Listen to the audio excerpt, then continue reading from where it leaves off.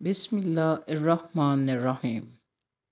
حضرت ابو ذر رضی اللہ عنہ سے روایت ہے، رسول اللہ صلی اللہ علیہ وسلم نے فرمایا، غلام تمہارے بھائی ہیں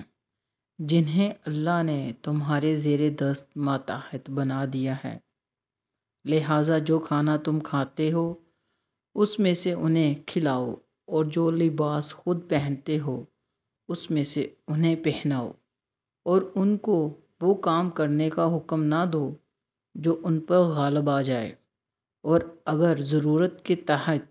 انہیں ایسا حکم دو تو اس کی انجام دہی میں خود بھی ان کی مدد کرو۔ حضرت ابو ہریرہ رضی اللہ عنہ سے روایت ہے، رسول اللہ صلی اللہ علیہ وسلم نے فرمایا، قسم ہے اس ذات کی جس کے ہاتھ میں میری جان ہے، تم جنت میں داخل نہیں ہو سکتے حتیٰ کہ ایمان والے بن جاؤ، اور تم کامل مومن نہیں بن سکتے حتیٰ کہ آپس میں محبت رکھو۔ کیا تم کو ایک چیز نہ بتاؤں؟ جب تم وہ عمل کرو گے تو ایک دوسرے سے محبت کرنے لگو گے، آپس میں سلام کو عام کرو۔